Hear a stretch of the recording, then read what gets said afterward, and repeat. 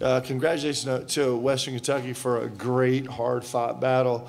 It's a good team. It's an NCAA tournament team, returning 8 guys from a team that made an unbelievable run down the stretch last season to win their conference tournament, go to the NCAA tournament.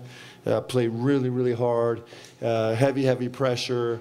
I thought they were terrific tonight. They're going to have a really great season, and these in-state games are always fun for everyone, and it was really good for our guys. I'm proud of how our guys responded and just kind of kept grinding away. We felt like this was a great run, potentially a first-round game for us. That's how the guys wanted to go into this game, and it was exactly kind of what we wanted. There was a ton of frustration oozing throughout the whole game, and I thought our guys did a great job of staying together and just kind of being okay with just going to move on to the next play. And we certainly didn't play close to perfect, but I thought the guys were in it the whole time. So it's awesome. Have a great Thanksgiving. Mark, as back and forth as that game felt at some points, that's the lowest you guys have held a team to field goal percentage so far this year. What did you like from the defensive effort and the response when things did get close? Yeah, I thought we had some great defensive efforts. I thought Jackson Robinson was unbelievable on the defensive end. I thought he was fantastic. Lamont and Otega set the bar really, really high. I thought those guys were great. Andrew Carr, I thought, was great in every facet of the game tonight. I thought Andrew was just a star on both sides of the ball, all sides of the ball. And I'm really proud of that. That matters to us. This defensive field goal percentage is really, really, really important to us, and it's a cumulative effect. It's not just us really focusing on being there on the catch and being disciplined about guarding vertically without fouling, but it's also the pace of the game starts to have impact, the movement starts to have impact, and all those things working together. I thought I was really proud of us defensively. There were several stretches in the game where we weren't functioning great on the offensive end, and we were finding great joy on the defensive end of the ball, and that is a winning formula. Like, we're going to have games where, it wasn't a great offensive game for our guys. They still scored 87 points. That's the crazy part of it, right? But on the defensive end of the floor, if we can really find joy there, and if we keep going back to the well over and over and over again, we have a chance to win. We have a chance to win and win a lot of games and win big. So I was thrilled with that tonight. It was really special.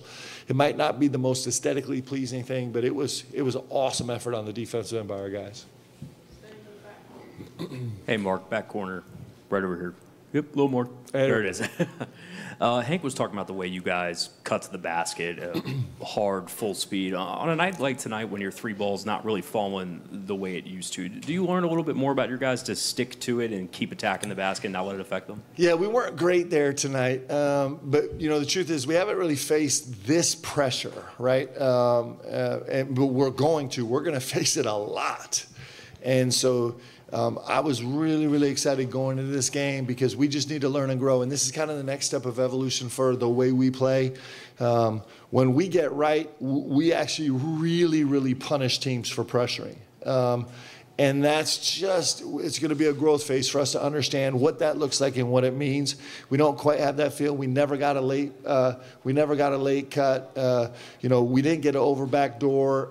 We didn't really work the second side well. We were kind of dying in the corner. We would get to a second lift and then be dying in the corner on the rotation. And so there's so much more in the tank for our guys to feel out.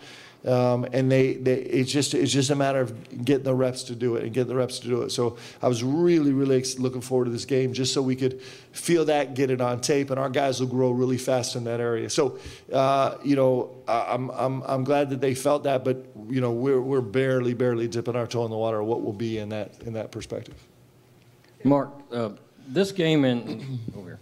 There we go. This game and Duke game, kind of muddy, kind of grinded out type of games, and both times you looked at the stat sheet. Could we just sit in the same spot? I think you guys do sit in the same spot, too. Sorry. Okay, there we go. I'm like, look, it's like, where's Waldo in here? It's awesome. This game and the Duke game kind of grinded out physical type games, and both times you look at the top of the stat sheet, there's Andrew Carr's name. What is it about his play? Well, Andrew's always been known as a really, really physical player. Yeah, I'm joking a little bit, but he is.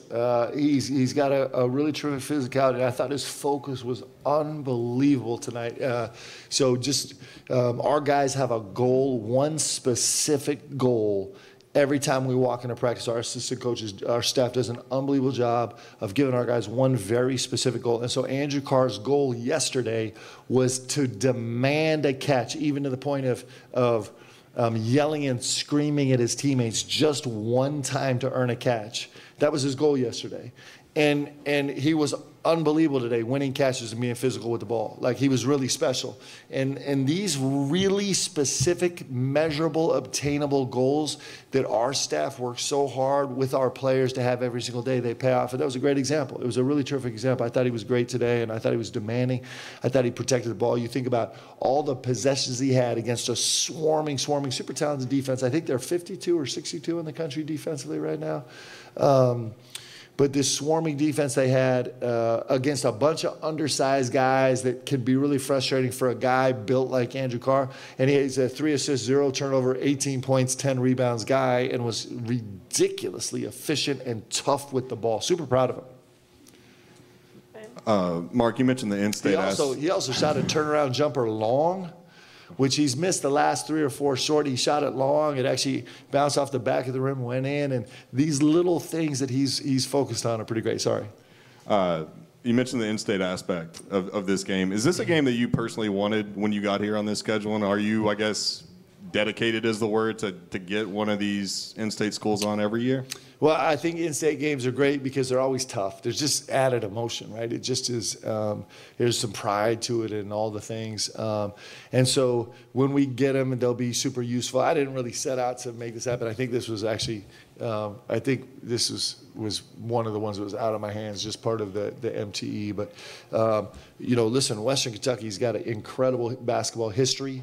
I love everything about the team except for that red color. It just drives me crazy. But the coach is doing a great job, and you know, it's you know, they're a national brand, and they got a ton of pride, and they have a really good veteran team coming back that went to the tournament last year. So these are just, I like it because it's a good game, and I like it because it's an in-state game. Coach, you talked about Ortega being maybe your most consistent player after the last game.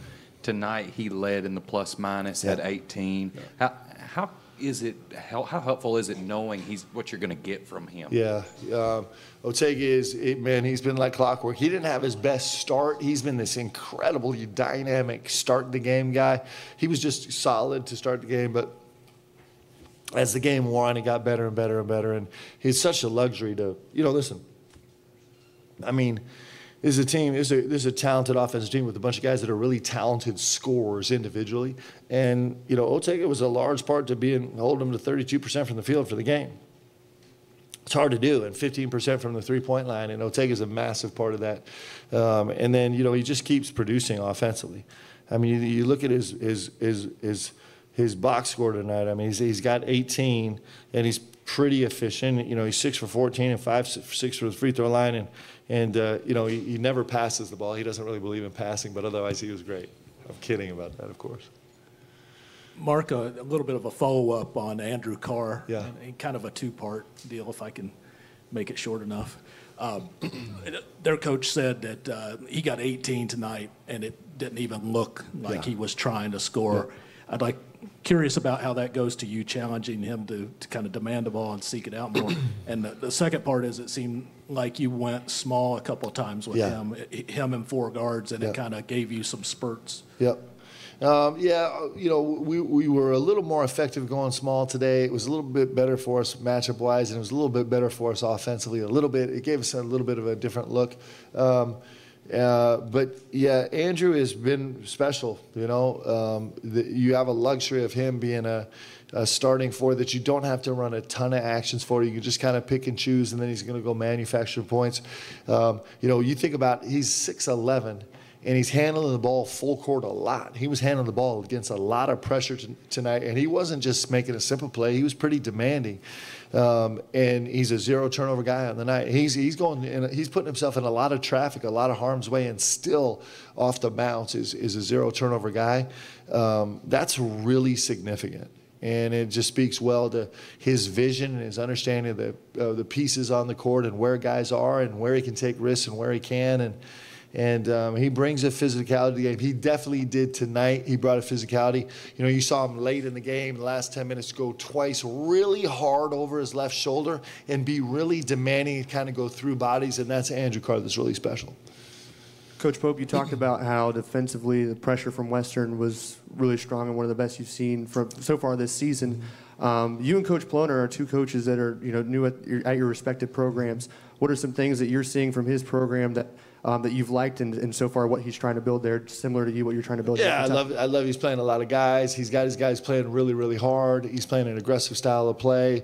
He's willing to take some chances out there. They're going to continue to be really, really good. It's a terrific program. Hey, Coach, you had 54 rebounds tonight, and how important was it to get those type of rebounds in this type of game? Yeah, it was really important for us. This is a little bit of a slugfest game, and I actually didn't think we were great to 50-50 balls. That was the one thing, especially in the second half, from like minute 17 down to minute 7. I was like, man, we're kind of getting crushed in this 50-50 ball game, where we're usually really, really good. But otherwise, I thought we grounded out great. I'm really proud of the guys. It's fun. Like, we can win different ways, and that's really, really important. That bodes well for our guys and our team. And tonight, being dominant on the glass and imposing our will physically was really, really important. And I thought our guys did that. For, Amar to play, semi-limited minutes. I mean, he was under 20 and have 10 rebounds. And for Andrew Carr to get 10 and for us to be at 54 as a team is really, really important for us. One of the numbers that we love is we're a 16 offensive rebound team.